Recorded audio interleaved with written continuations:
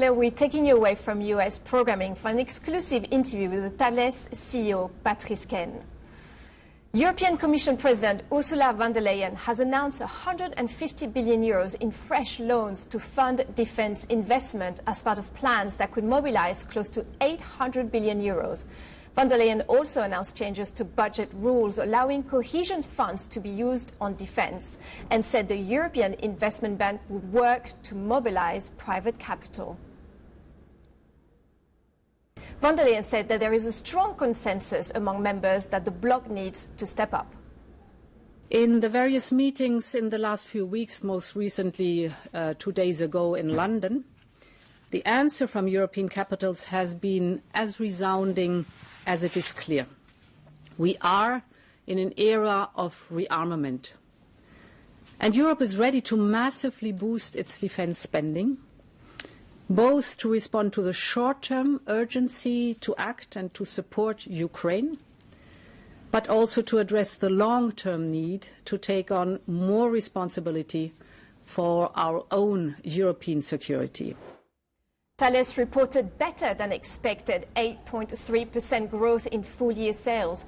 The French defense giant says it expects increased profitability this year, boosted by higher defense spending and recovering air traffic. I'm very pleased to say that I'm now joined for an exclusive conversation with Patrice Caine, the CEO of Thales. Sir, thank you so much for joining us. Can I just very firstly take your take on this breaking news with Ursula von der Leyen making these announcements around boosting EU armament? What do you make of these announcements this morning, and what do they mean for your business? Good afternoon, Charlotte, and thank you for having me live. Well, probably two things. Number one, on the long term, it shows that, in particular, Europe has decided to invest more in defense. So, on a long-term basis, it reinforces our own conviction that we foresee a decade of growth for Thales in defense. Now, at the same time, on the short run, it will not change the equation for 2025. So, in terms of immediate sales recognition, it's not, I would say, something that we'll see in our figures, but clearly it's a positive on the long run. And that seemed to be one of the key messages this morning. You're saying we have to wait and see whether all these political pleasures that we hear lately, particularly from European leaders, given the geopolitical situation, whether this turns into actual orders further down the line.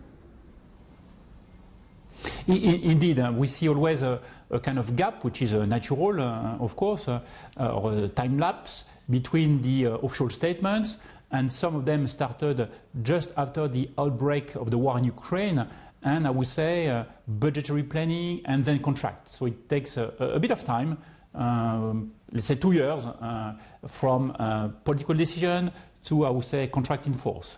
So clearly the future will tell, but again, it's very positive for the overall industry, for Europe, to see this strong political momentum.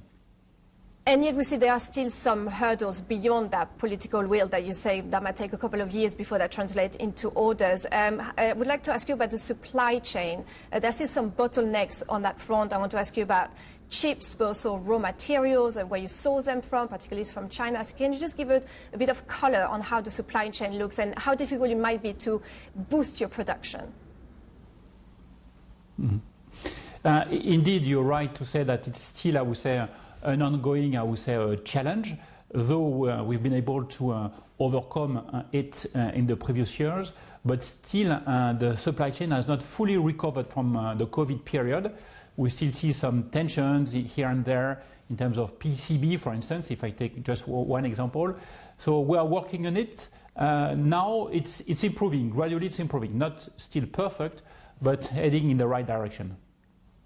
And given the latest results that we had on tariffs, or the latest announcement, it seems that we might be entering a tit-for-tat trade war potentially. So what does that mean potentially for your business, for the supply chain, and just for a potential input cost for you?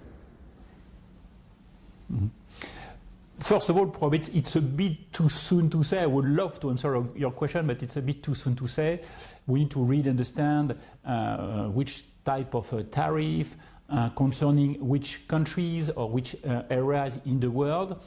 Now, if I take a step back, most of our businesses, and in particular in defense, it's a case, we are so-called local to local or regional to regional. So when we produce manufacture design equipment, typically for the US DoD, it's in the US for the US. So clearly not being, I would say, impacted by any kind of tariff.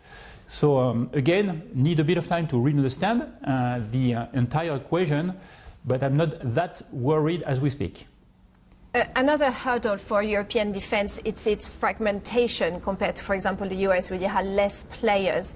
How do you see things going forward? Do you see actually individual countries in Europe willing to give up potentially that champion, maybe France giving up Thales, for a merger with another country in Europe? Mm-hmm. Well, as far as Thales is concerned, we have clearly the critical mass to support or sustain the technological, I would say, race, the progress that we see in many defense systems, in particular because we are a dual company. We are defense, half defense, but half civil, commercial, where we can, I would say, pull technologies and solutions from the civil world to the defense world. So Thales is probably one of the best, if not the best, I would say, equipped to face this type of race and challenge. We do not need to merge with anyone to pursue our destiny. And perhaps last point, when we speak about the autonomy of European defense industry to supply all the equipment needs for European armed forces, if you take the example of France, France is almost 100% self-sufficient. So in theory, France being part of Europe, Europe is 100% self-sufficient. It's only, quote unquote, a political willingness to buy more and more from European suppliers rather than from suppliers based outside Europe. Well, precisely, I want to ask you that, because while European countries say they want to spend more on defense, the question is where they will spend that money. Do you think Europe should prioritize European defense procurement, that is, give priority to European companies when they buy their armament? But it sounds logical, and it's the case in many, many countries in the world. It's exactly what happens in the US, and we are a US player as well, so we know how it is. US supply their defense equipment systems from US suppliers, and that's normal. Australia, they do the same. UK, they do the same. So why Europe should do differently? If you want to be autonomous, if you want to give a real meaning to the word sovereignty, you need to be independent from third parties and to be as much as possible self-sufficient in this type of capability. Has Europe wasted time in a way? We know President Macron has been talking about strategic autonomy for many, many years. Are we having now, with President Trump coming back to the White House and the announcements he's making around Ukraine, the electroshock moment, to take again Macron's words, the electroshock moment for Europe to actually jump into action regarding that strategic autonomy and defense autonomy? Mm-hmm. Well, it's more a question for President Macron or Madame von der Leyen than for the chairman and CEO of Thales. Now, again, it sounds logical for Europe to, we say, to have its destiny in own hands and to build, if needed, more and more capacity in terms of engineering, R&D, industry in this domain. Now, from, I would say, the vision, from the political statement to the reality, we will see if the gap will be closed shortly or not, but it's clearly a good question for European nations.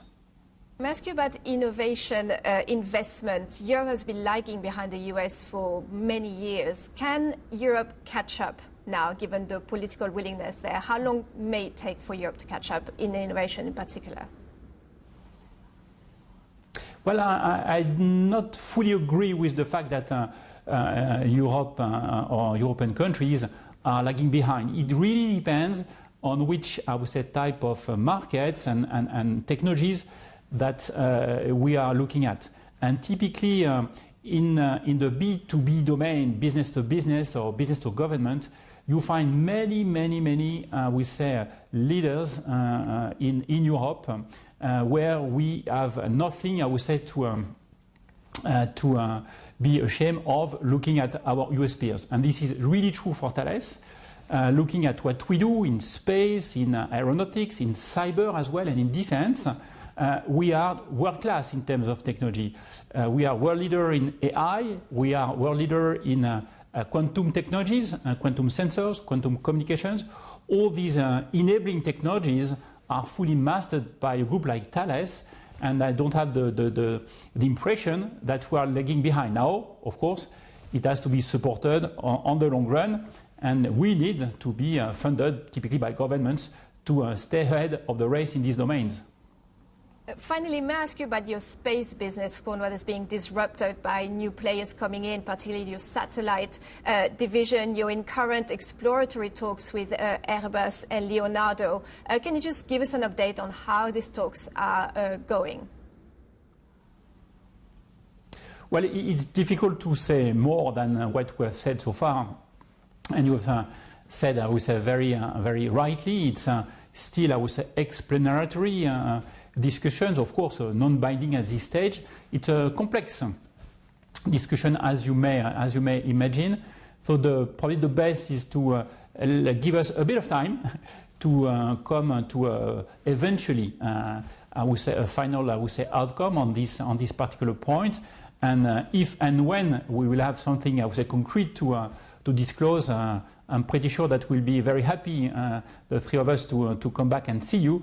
But for the moment, clearly, it's far too soon to say anything else or anything more than we are working on it. Patrice Caine, CEO of Thales, thank you very much for your time today. And that's it for now. We'll hand you back to our colleagues stateside.